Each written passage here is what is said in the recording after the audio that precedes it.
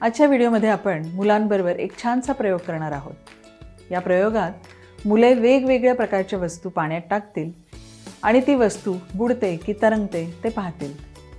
या प्रकारच्या उपक्रमामुळे मुले त्यांच्या कुतूहलानुसार संकल्पना तयार करू शकतील, त्या संबंधी प्रयोग करू शकतील आणि काही अनुमान काढू शकतील। या उपक्रमासाठी तुम्ही काही सहज उपलब्ध वस्तू घेऊ शकता, जसे की पेन, कागदाची बोट, बॉल, एखादे पीस आणि एखादी ताईची हेअर क्लिप। चला बघूया हा उपक्रम मुलांबरोबर कसा घेता येईल ते।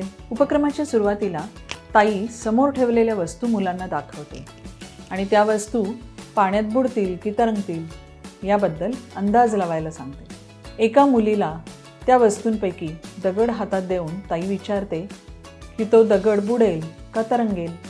मुलगी बुडेल असे सांगते, कारण दगड जड आहे आणि तिचा अंदाज बरोबर ठरतो। मग एका मुलाला प्लास्टिकचा बॉल ताई हातात देते आणि मुलाने बॉल हलका असल्याने अंदाज केला की तो तरंगेल, जे बरोबर तसेच झाले।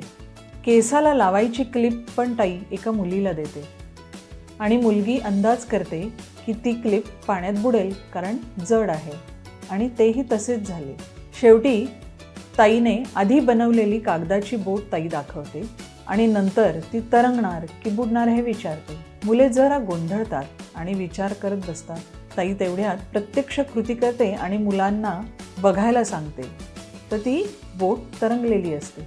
तुम्ही मुलांबरोबर हा छानसा उपक्रम घ्या। मुलांची समज विकसित करण्यासाठी बुडणे आणि तरंगणे या उपक्रमांना हलके व जड या संकल्पनेस जोडा।